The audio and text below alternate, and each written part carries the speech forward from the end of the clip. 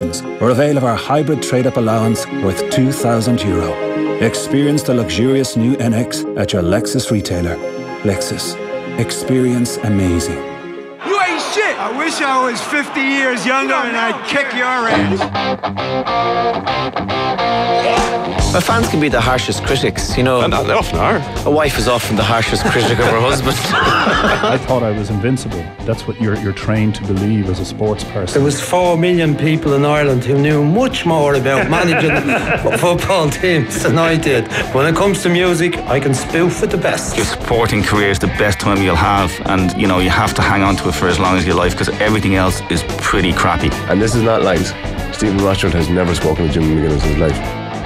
You're very welcome along to our Saturday panel. It is that time of year when we start looking back on 2018 and what a year it was for Irish sport. We want your best memories of the year on 53106, and we have a couple of the people who were very much part of the sporting news of the year in studio. Graham Shaw, the Irish women's hockey coach who guided Ireland to the World Cup finals here. How are you?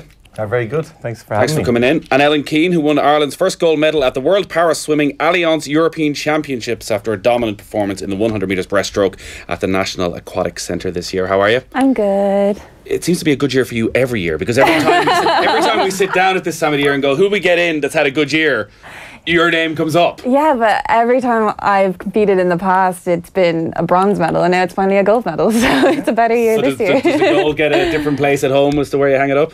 Well, currently it's still kind of that, it's still like so soon after the championships that I'm still going around and showing it off. I actually don't have it here today, I'm so sorry. So it doesn't have a pride of place yet, but it will. Yeah. Probably in the safe in my mum's house, my parents' house. Kieran Cunningham is with us as well, chief sports writer with the Irish Daily Star, and you did loads of good stuff as well during the year. No medals. I haven't been to the World Cup final, but it was available. So do coaches get a medal?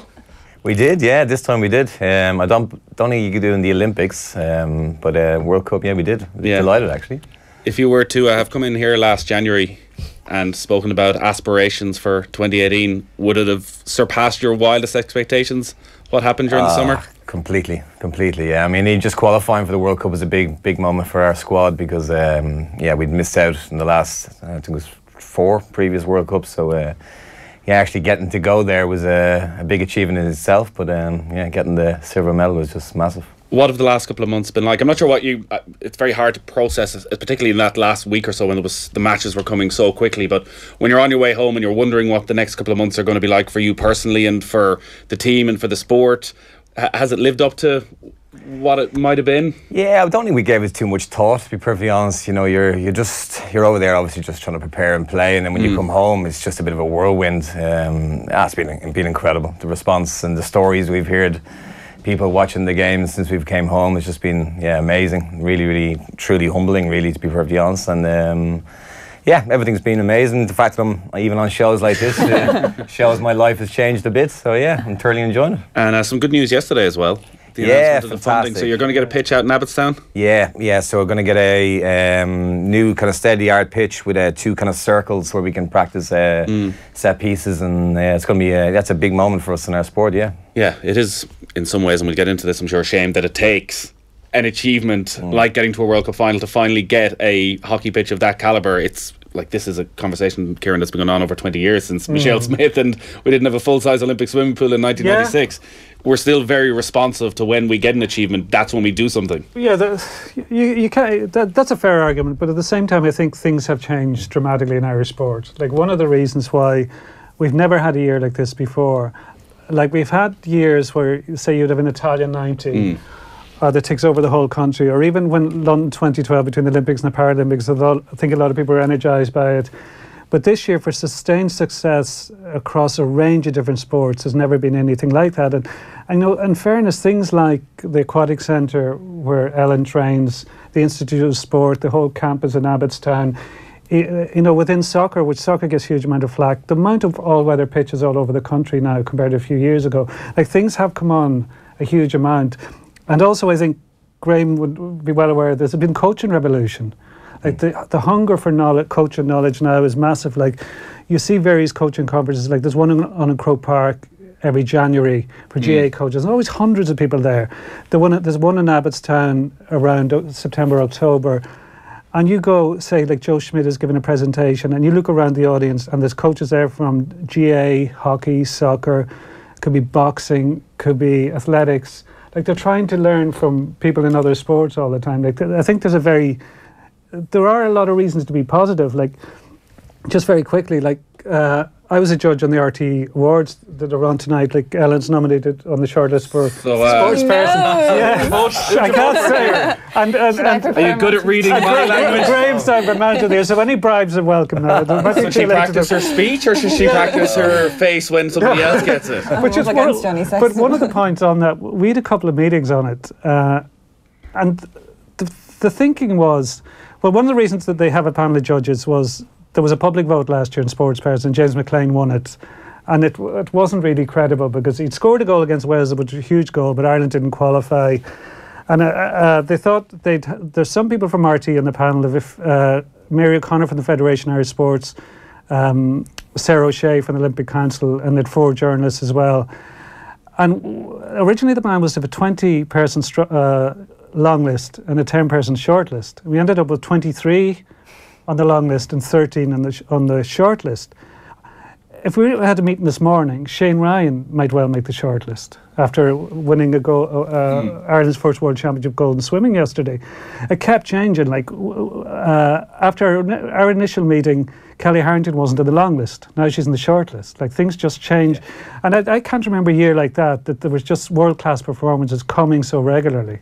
You know? Oh, I definitely can't remember a year like this year. I mean, as you rightly say, I think if we joke the hockey had been involved last year, maybe we might have been quids in for the team of the year and a few other awards. But yeah, it's been incredible, absolutely incredible year. Also, I think that it's been more publicised. I don't know, has it been more in the public eye? Is it more on TV than it has been in any other year?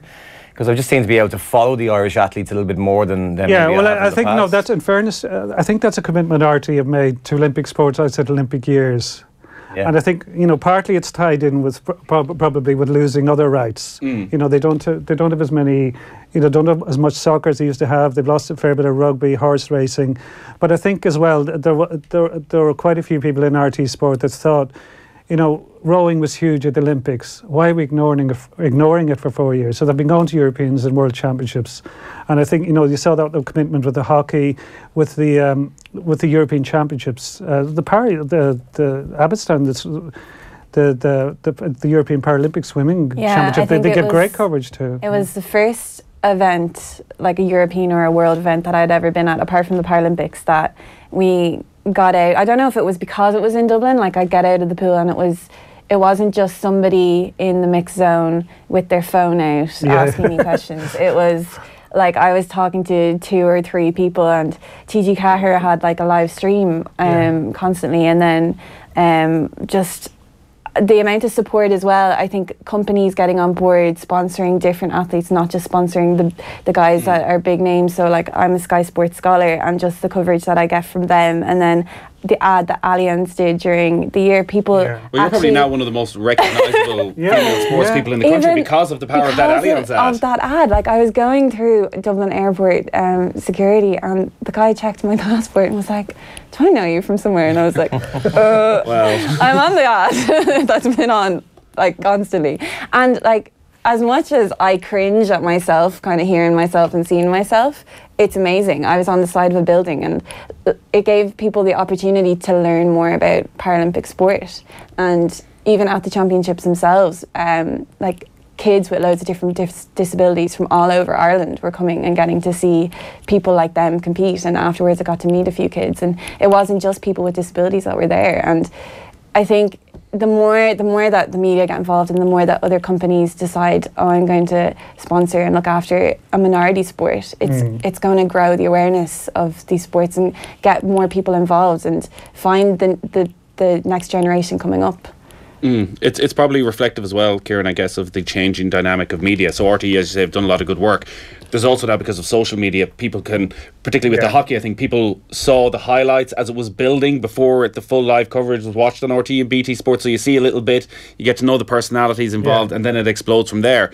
And also, as you said, the minority sports, like, it's becoming impossible to talk to a soccer player, a GAA player, a rugby player. That's so journalists are becoming a bit more open-minded. You can get the phone number of any of the pretty much every single one of those people on the sports personality list, probably with the exception of the Dublin footballer and the Irish rugby player. No, I think that's a good point. Like I've been covering the Olympics since Sydney 2000, and I always love Olympic years, even outside the games themselves, because the months beforehand and all the build-up interviews you can do, because of the access and because people, the vast majority of Olympic athletes and Paralympic athletes, I think, feel they have a responsibility to sell their sport because you are in the shadows to a fair extent. So you get a lot more interesting stuff. So there's just so many incredible stories out there. Like you know, you think of Kieran Behan, the gymnast who was at the last couple of Olympics, and twice he was told he would never walk again, and he managed to go to an Olympics as a gymnast. It's just you always get stories like that, and you do see that. Like, I think the power of social media is valid. Like somebody like Aisha McFerrin now is very recognisable, and people realise this is a world-class talent. Like, this is, you know, the best goalkeeper in the world, and you have the best male goalkeeper in the world, David Hart, and that's purely as I think putting around little video clips of saves and stuff she's done. Those things do take off. They really help. I don't think we should underestimate actually the impact it can have on our athletes. You know, when you show them that support and you're getting behind them. You know, I know the lads and the girls that play in the hockey. You know, when they're live on RTE, when they're, you know, being talked about at home, it gives them a little bit, energizes them a bit more. You know, it just gives them that. You know, we want to put on a little bit more of a show, I suppose, for people at home. So it can have a huge impact on our athletes. Yeah. So when you talk about the success this year, and it is so wide ranging between so many different sports, is Irish sport actually in a very, very good place right now? And are we at the level we should be? Is there more we can get to? I just think we're very much a first world country. We can pay a lot of our athletes. Maybe there's still parts where we would like more professionalism and like increased funding. I'm sure every penny counts, but still, I would say compared to 90% of countries, we are funding our sport to a decent amount. Yeah, I think we're getting there. Like, I wouldn't go overboard. Like, I think part of it is, I think one area you could get a lot of improvement is full-time paid coaches. Like, you do look like Billy Walsh went to the USA in boxing. Eddie Balger, another boxing coach, went to Germany and he got best coach of the Women's World Championships. Stephen Mcguire was one of the BBC coaches of the year last year from Strabane. He started off in Athletics Ireland. He works in sprint and hurdles in the UK. And, you know, I think as far as I'm aware, there's still only one full-time coach in Irish athletics, you know, and for a couple of years there was none since the previous guy left. And across, there are really good coaches there, like Thomas Barr's coaches, like Drew and Hayley Harrison, but you know, it would help if they could do the job full-time. Like, you're full-time, Graham, aren't you? Full-time, yeah. And that must help. Your coach full-time now? My coach, like, Paralympic swimming doesn't even have a high performance centre, so I swim with a club. So Ireland have their high performance centre and they're doing amazing things with it, but I swim with a club and my coach is the head coach of that club, but then he has a full-time job that he goes to 9 to 5, and then sometimes he might get called into a meeting just before training, so he might be at the pool late. And just like, if you were to cut out things like that and give him the opportunity to be a full-time coach and give us the access to a pool constantly, like build a high performance centre for Paralympic swimming, who knows what could happen. Sometimes I go training and there's no lanes for us. I have to swim in a public lane and there's no diving box. I might get to be able to dive maybe once a week. And where is this, out in Abbottstown? Yeah, it's just because there's no performance centre for Paralympic swimming. There's a performance centre for Swim Ireland, and like, they have that right, they have all the money to put it into it, but Paralympics Ireland just doesn't. And it's something that maybe in the future that we could look into doing, and it could make such a difference. So then would you like to see, so Paralympics Ireland is doing its own work, would it make more sense for the various sports within Paralympics Ireland to be subsumed by the greater organisation, for you to become part of Swim Ireland? I don't know, I think just Swim Ireland, their calendar is so much more different. Their coaches are specialised in Olympic swimming, whereas Paralympic sport, they know the different calendars. They know, like, Paralympic swimming, there's a lot of adjustments that need to be made for Paralympic swimmers. So I'm not like an expert in it. I'm a swimmer who turns up, goes training, and realises that there isn't a lane for me. That sort of thing. That's frustrating for me. So it might make more sense, or it might. I was trying to be positive there for 5 minutes, but this seems like absolute madness. I'm sorry. It might. What have you've been to 3 Paralympics issues at this stage? Yeah, I thought they were actually all linked. I didn't realise that. No, they're not linked. It's not like Swim Ireland are very supportive of me where they can be, but they're not my NGB. Paralympics Ireland is. And would that be a regular occurrence where you turn up for training and there's no lane? There's no lanes. Any lanes now, I tell you that. That's outrageous. Sometimes, yeah. And then sometimes the lanes are given to lessons. And so sometimes, like, we would go swim in the short course, and before we had like 5 lanes for our club, and just over the years I've gone back training, and it would go down to 4, and now it's down to 3.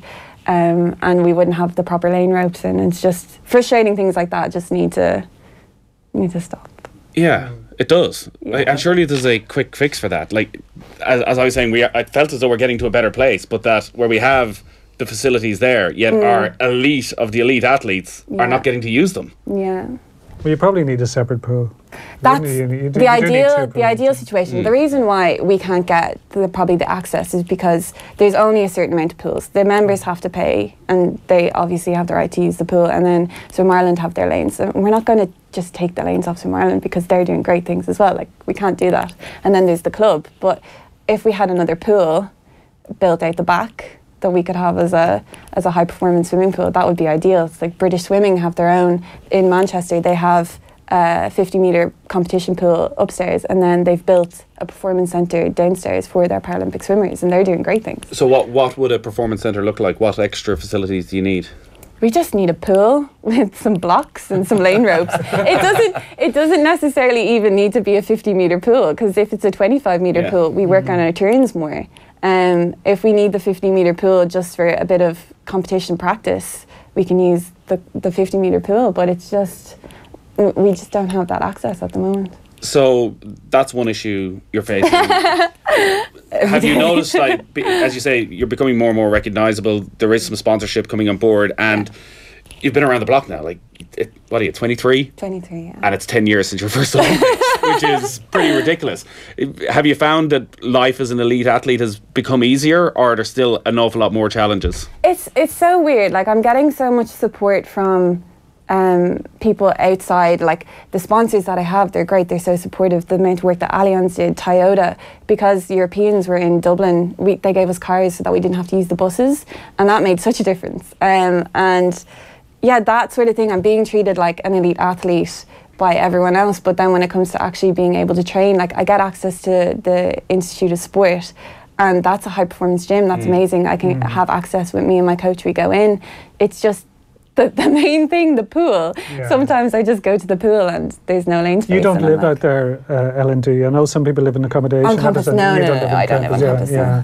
Because just over and talking to the diver Ollie Dingley, he didn't have a car at the time, and he was saying, it was great that they had accommodation, but you do feel quite isolated out there. It's completely pitch black sometimes at night time. But yeah, like, I do feel like I'm getting the support, but it's just the little things, like, actually the little things, like the little things, like getting into a pool. Well, surely this can be sorted out. One thing we can do in 2019 if anyone wants to invest in another pool for Paralympic swimming. What about going to Beijing at 13? That must be... It's so bizarre to think about now. Even because when I was in Rio, Nicole Turner, who's nominated for Young Sportsperson of the Year, she was 14 in Rio. So watching her and knowing that I went through what she went through, it's just so bizarre. And yeah, like, I feel like I wish I was 13 again, because as you get older, you're more aware of the pressures, you're more aware of, I really, like, I need to succeed, like, the amount of support I have, the amount that people have put into me, like, I need to succeed. And then I look at Nicole and she's as cool as a cucumber. So yeah, like... So how different was the pressure for 2018 compared to 2008? Because 2018, you have this huge event on home soil. Yeah. and you have matured, you're probably at the peak of your powers. Like, but with that comes, I guess, a huge pressure that you put on yourself at the start of the year to actually go and deliver. Yeah, I think with me, especially with 2018, I felt like I had two different jobs to do. The first job obviously was to compete as well as I could and to deliver on the day. But I think the other responsibility that I had was to tell my story and to teach people about Paralympic sport. And I think I did that really, really well. But then when it came to actually competing, I think I just realised how much I put out there. And then I kind of got a little bit freaked out and a little bit anxious. And then on the day when I was actually racing, I knew that I could win the gold medal. But it was just staying focused and not letting the opportunity pass me by, because I knew how easy that could happen. And there's a rule actually on the block: if you rock on the block, you get disqualified. And right before I went out, so I had my headphones on, I wasn't aware of the crowd or anything, but right before I went out to the block, I had uncontrollable shakes, and I was like, oh my god, I better not get disqualified. I could win this gold medal here. But thankfully, I know, like, that's what I was thinking about when I was actually on the block, was don't rock on the block. And my coach, so take your marks, go, and I went for it. And my coach was like, that was the fastest 25 metres I've ever seen you do in my life. But yeah, like, Did you think you'd win it by so much? I actually had no idea how much I'd win it by. Paralympic sport worldwide is growing rapidly. Even in Rio, I qualified for the 100-metre butterfly final. I qualified 7th, and I went like 1:10.97.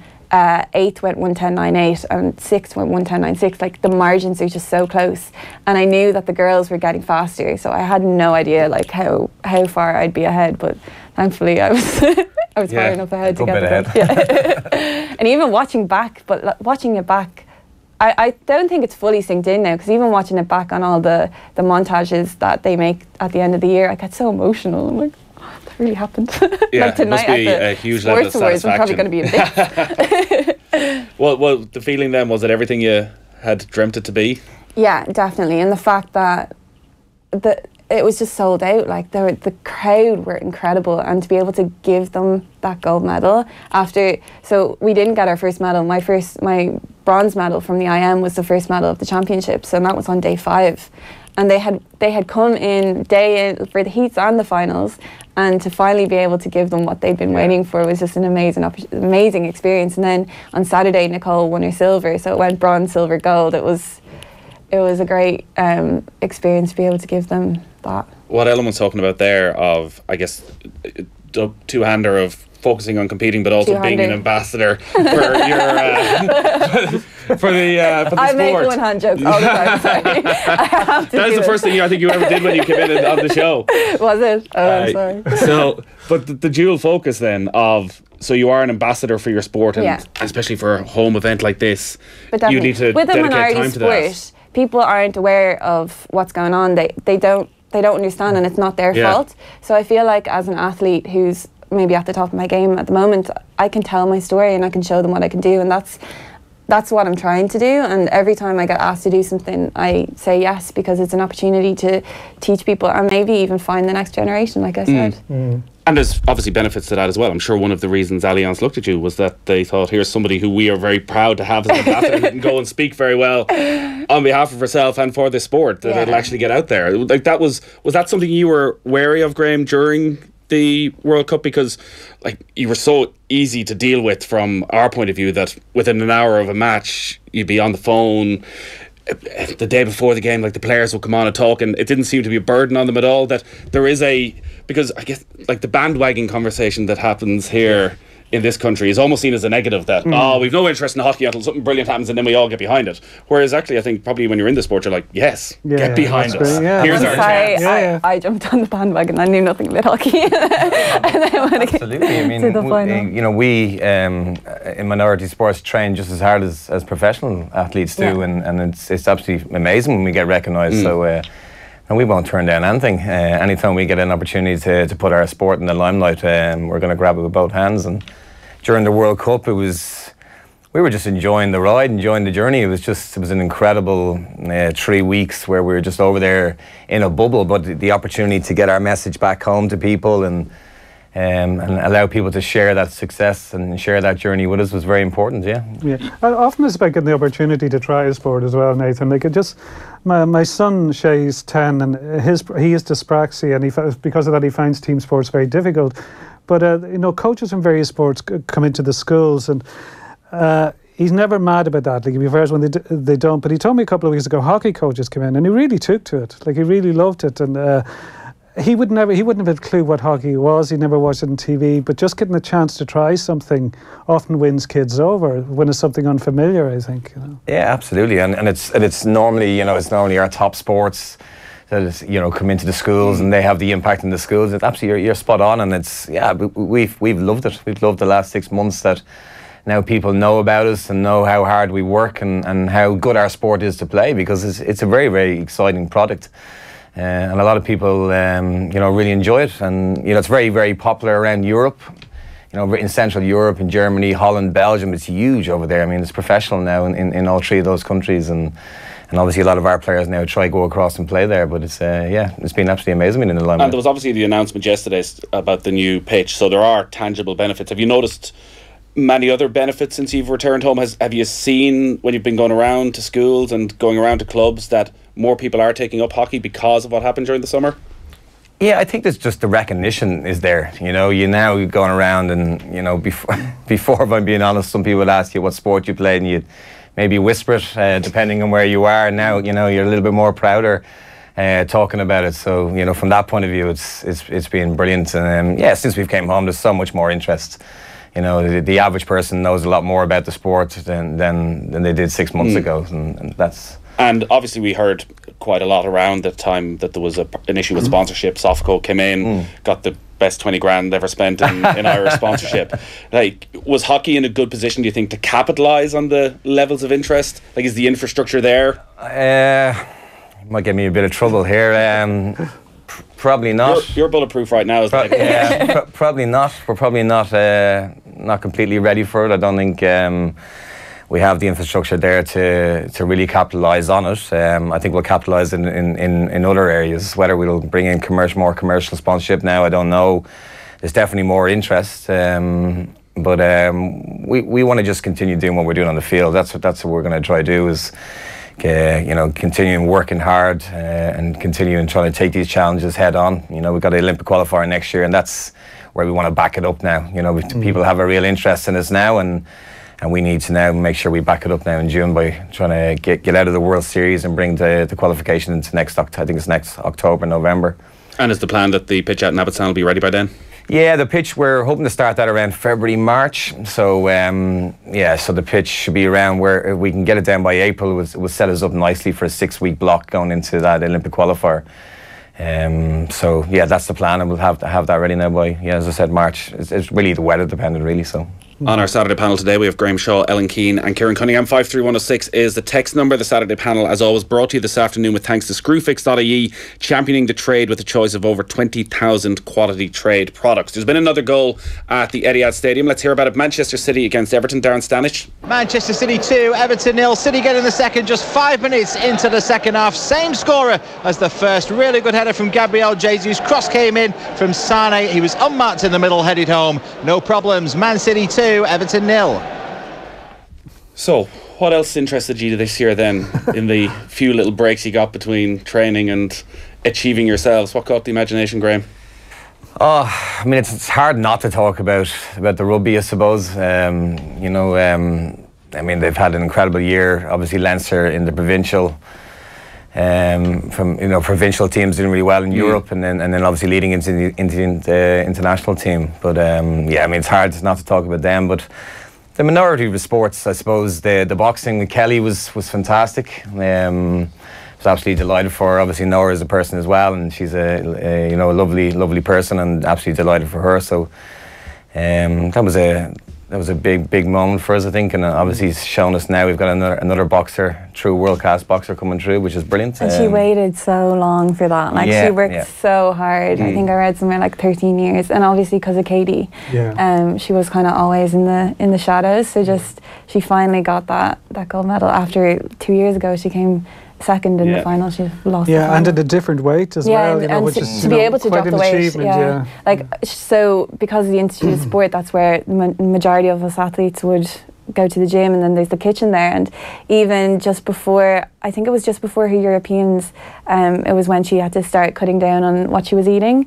And so we have breakfast there every Wednesday and Friday. It's provided to us. But she came in with her 2 eggs to boil, and she was so specific. And I was like, "Are you sure you don't want anything?" And she's like, no, I'll stick to my 2 boiled eggs. Like, so she really did. She was so dedicated to it. And like, when because I'm such an emotional person, when I saw that she'd won in all the videos that were coming up, I was just so happy for her. And she's such a nice person. No one else deserves it more than her. Yeah, talk to us about being at the Institute of Sport for a couple of times a week. Is it when you're in? Well, I live there. Like, it's not a couple of times a week. when you're all meeting up, though, when you're in the canteen, are you talking about your sports? Or are you trying to do anything to switch off? No, I think the best thing about the Institute of Sport is that you get to know all the other athletes. So when they're competing as well, you know when they're competing and you're aware, you get to follow them and you get to learn their stories. So I'd be quite close with Arthur, Lanigan O'Keefe and Natalia Coyle. And just because swimming is part of pentathlon, so I would have swam with them as well. And just what they did this year is unbelievable. I think Arthur became the first ever Irish athlete to win a medal at a World Cup. And so they have World Cup series kind of throughout the year. So World Cup 1, 2, 3 and 4. And at World Cup 4, Natalia, the women go first, Natalia won silver. And Arthur knew something special was going to happen, so he stayed back and he watched, and he didn't go home and rest and prepare for the next day. He stayed and he watched. And then the next day he did one better and won gold.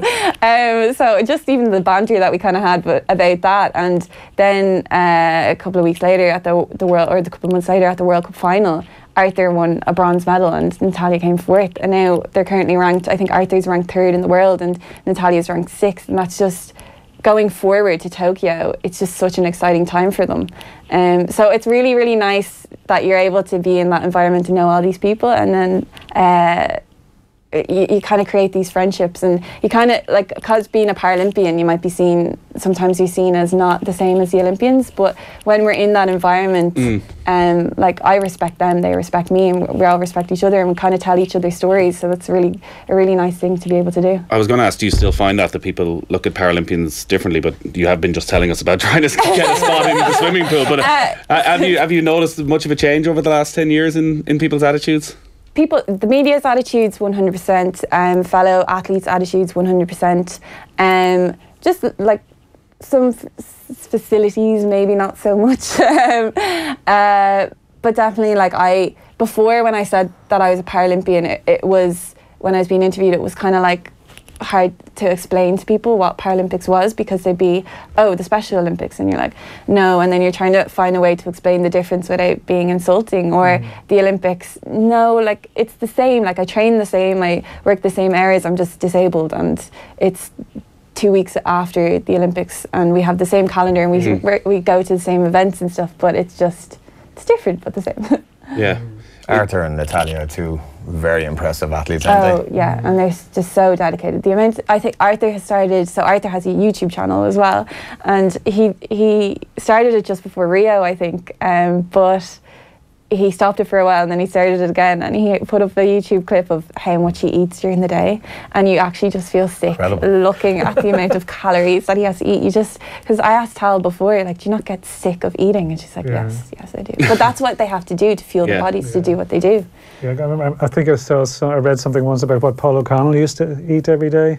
Like, we look at second row rugby players have to eat it. So, how could you do it? Yeah. Just food becomes a chore to them, I think. You just have to shovel it in to get 16,000, 17,000 calories in a day or something. But then we have, in the Institute of Sport, we have our nutritionist who's like, you're not eating enough, you need to eat more, so it's nice to have. I think actually for a lot of elite athletes, actually eating becomes a bit of a chore, you know, they have to eat at various different times that are not normal for the average person, you know what I mean? Sometimes you got to, with us, sometimes we'll have a game at 9 o'clock in the morning, which means they're trying to get carbohydrates in. Yeah, trying to make weight in different sports like rowing, boxing, etc. Yeah, it's a fair point. It's not as sometimes.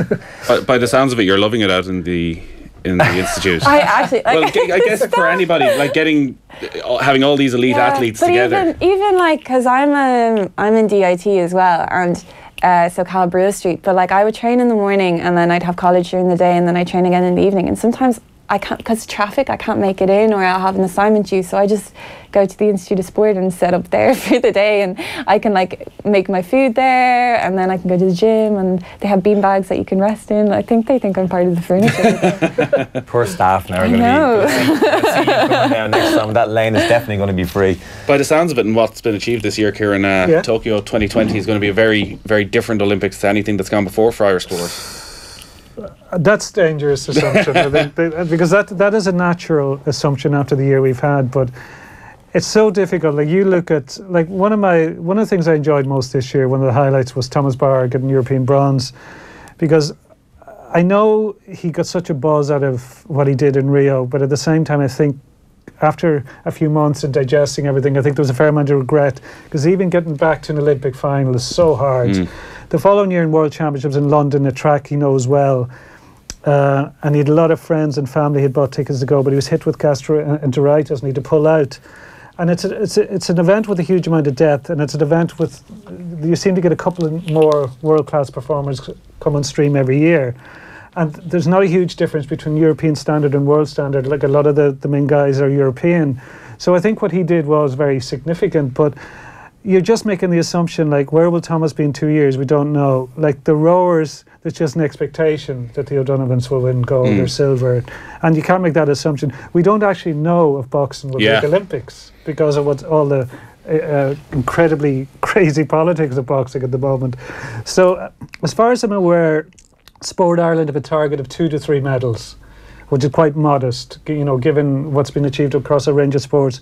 But it's probably sensible target at the same time. So like the last Olympics, it wasn't just about medals. Ireland had more top 10 finishes comfortably than at any other games, and I think you could see that again. And like, people underestimate what that means. To come top 10 in the Olympics is a huge achievement. It's not all about being on the podium, you know. Fourth seen as failure. It's anything but. Yeah, even to get to the Olympics for some people is just unbelievable. Well, I mean, the hockey team, obviously the men qualified for the first time in Rio, and the women haven't qualified yet. And, you know, obviously there's going to be a little bit more expectation now on us now to obviously qualify firstly, and then maybe do something in the Olympics. But at the moment, sure, we're ranked 5th in Europe.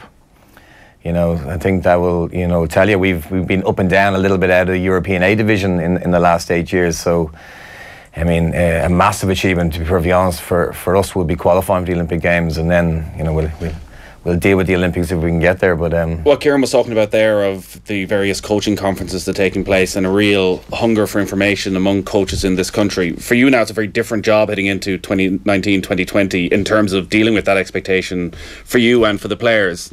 Are the people you're talking to try and get a little bit of insight into coping with the changes within the squad and what the players are thinking? Yeah, I would personally, I would look to converse a little bit with other coaches in you know, working with elite teams, because I think, you know, anything I can learn from their environments and their programs, I think is always a very, very powerful thing. And I've been a part of a PEP program in the Institute where various different coaches from different sports have been working together for the last 3 or 4 years, and we do a lot of cross learning there between various different sports. I'll always be looking for that. There's obviously way more expectation now from myself, and how I manage that's going to be very important. But as anything, I'll try to take that challenge on head on and roll up the sleeves and just work hard and make sure we try to do a good job. A lot of texts coming in, people's memories of the year. We've barely touched on the 3-4 main sports that we would normally talk about, which were the GAA, the rugby, which you mentioned, and the soccer, which was by and large, certainly internationally, the major disappointment of the year. August 19th, Croke Park, Limerick closing in on ending 45 years, those late Galway goals, the Grey Mulcahy point, Joe Canning's free, drifting short, final whistle, the Cranberry soundtracking, a perfect day. Limno Kaboo, says Paul in Cork. It was the same day that I won my gold as well. They stole my thunder, What a hurling campaign, but I mean the hurling this year was absolutely incredible to watch. I thought I mean, the final was just, if Limerick had let that one slip now, I don't know how long it would have taken to get over that one, because... Yeah, because there was that with the semi-final weekend, when you was... which one was first? Cork-Clare? No, so Cork-Limerick was on Sunday. Limerick was the Sunday. Galway-Clare was the Saturday. Galway-Clare, was the Saturday. But remember, Galway-Clare were all raving about after and saying... This will never be topped, and then 24 hours later. But there were just a couple of moments, like, Peter Duggan's point. Do you remember that? Where, the three or four guys hopped off and flicked it up and flicked it over the bar. And Nicky Quaid's save that kept Limerick alive in the semi-final. It was one of the greatest saves of all time. Sports Illustrated ended up tweeting about it, like, this is one of the great sporting moments. So those were highlights. I've been practicing how to pronounce this all morning. Mullinachta? Mullinachta, yeah. Well, Mullinachta's story interests me because it just shows you how things can be quite random as well. That for some reason, like a lot has been made about it. It's a tiny population in a tiny half parish in Longford. But apparently there was a baby boom of boys in the mid-90s there was no reason, but far above the normal percentage. So that there's quite a high number of boys, or young men, from 22 to 27 now in the place, which helps when you're picking a team. And also one family, they're McElligots, who originally come from a strong Kerry football background, but there's 5 brothers on the panel. And it's actually unusual to have 5 boys in any family these days. So those kind of random things can suddenly give you an exceptional team. Like, it's just, I think the things I gather are quite interesting. Don't forget Sam Bennett winning 3 Giro stages. Absolutely. One massive event that was somewhat overlooked this year was Dublin-born Dark Clark coming first in the Junior European Wildwater Canoe Racing Classic Race in Macedonia. First person from Ireland to win such an event. And Jenny Egan won. I can't remember the event, but she's a canoeist. She did well this year as well. We are short on time. You're heading to the Sports Awards tonight. Kieran knows the winners. Go on. Ruin it for everybody. Give me a wink. People are going out tonight, now they won't have to sit in. Should I bother going? What's the plan for 2019, Ellen? Obviously, there was so much around 2018 and the home event. So World Championships. We have World Championships in July, August in Malaysia. So that's our first opportunity to qualify for Tokyo 2020. So a first or second place finish gets us an automatic slot for Ireland. So that's what I'm aiming to do. Very good. Well, best of luck with that. And thanks for coming in as always. And Graham, what's the timeline for 2019? Yeah, well, the first 6 weeks of the year we're in Chile for 16 days, and then we play India and Spain then in the beginning of February. So that's an important 6-week block for us, and then they'll kind of return to their clubs a little bit then, both in Europe and obviously in Ireland, and then the Olympic qualifiers on June the 8th in Dublin. Hopefully in UCD if we can get that pitch down, and really exciting year ahead. Well, very best of luck with that as well, and thanks a lot for coming in. Enjoy tonight. Kieran, you voted for Ellen, yeah? No matter what happens, you were the strongest voice. That is our Saturday panel. It'll be up online on offtheball.com. It is now Manchester City 3, Everton 1 at the Etihad. We'll talk about that with Stephen Kelly next.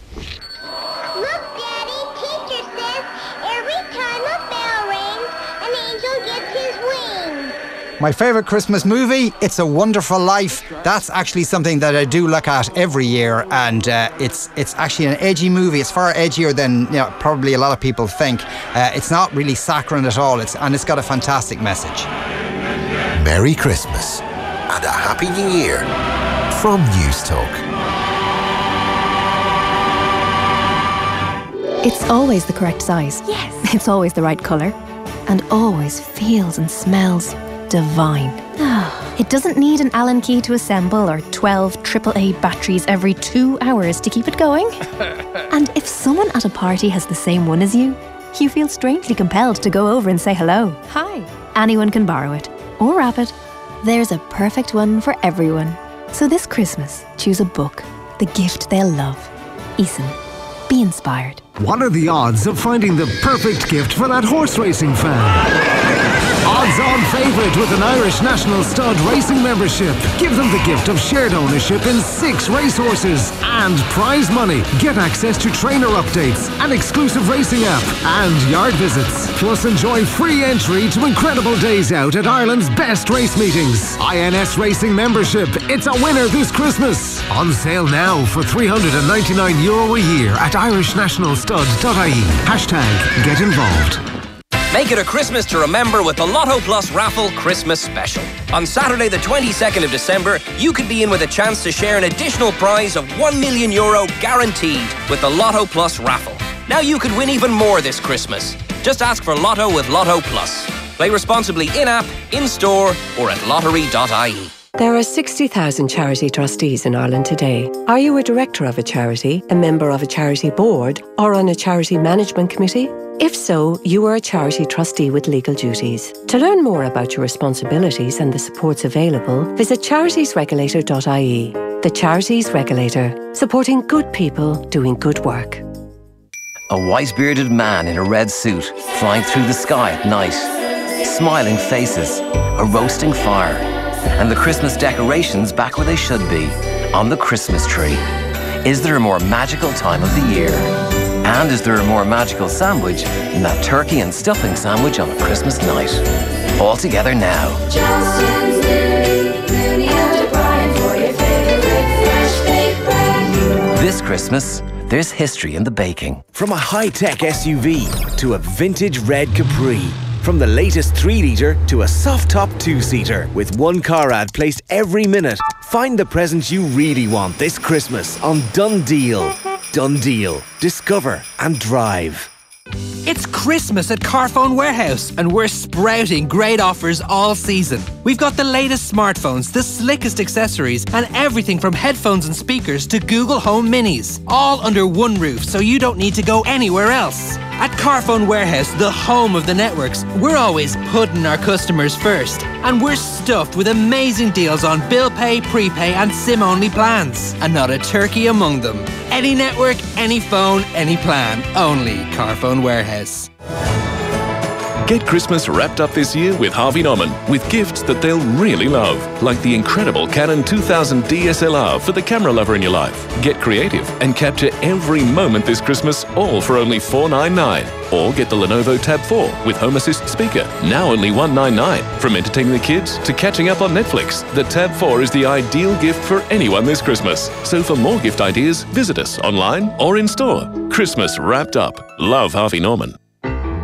Celebrate Christmas with Centra. We have great offers in store, like Coca-Cola 20-pack cans only €8. And our star offers until Sunday, inspired by Centra chocolate pudding, half price only €2.50. And Budweiser and Carlsberg 20-bottle packs, 2 for €25. Centra. Live every day. Enjoy cost sensibly. Let Eason make everyone's Christmas with amazing 3-for-2 offers like Kate Morton's dazzling novel The Clockmaker's Daughter, Sally Rooney's exquisite Normal People, and Life Lights Up, Alice Taylor's journey of self-discovery. Jeffrey Archer's new page-turner, Heads You Win, and James Patterson's latest thrill ride, Target Alex Cross. Choose a book, the gift they'll love. Eason, be inspired. On 106 to 108 FM and at newstalk.com. This is News Talk. Good afternoon, I'm Adrian Harmon. A status orange wind warning's in place until midnight tonight as Storm Deirdre sweeps across the country. A status yellow rainfall warning's also in effect, with spot flooding reported on a number of roads in counties Waterford, Kilkenny, Carlow and Cork this afternoon. ESB crews are on standby to deal with any power outages, with winds of up to 130 kilometres an hour likely in places. Meteorologist Harm Likes says conditions will deteriorate from now onwards. It's really later in the afternoon and evening that the winds are going to be severe, is expected, and when the winds turn to a westerly direction, they become very strong later in the afternoon first in Munster and Connacht, and then later in the afternoon, evening, 5-6 o'clock over Leinster and Ulster, the winds are going to be peaking. Efforts are continuing to reach a climate change deal in Poland. Talks have continued for an extra day as delegates try to resolve key disagreements. Sinn Féin MEP Lynn Boylan, who's attending the conference in Katowice, says people want politicians to act on climate change. In Ireland, we know the Citizens' Assembly called for very radical measures to be taken to address climate change. When people are faced with the facts they're saying we need our politicians to step up to the plate and actually show leadership on this issue. The Taoiseach says the EU's promises to Theresa May are as good as a legal guarantee.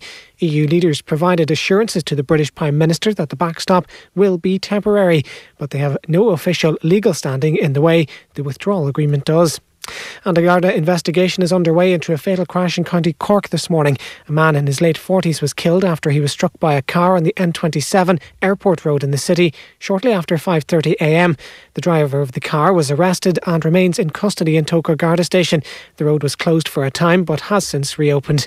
That's all for now. More in an hour. News Talk Weather. Thanks to Des Kelly Interiors for all your last minute gift ideas. Rugs, gift cards, beds, flooring and much more.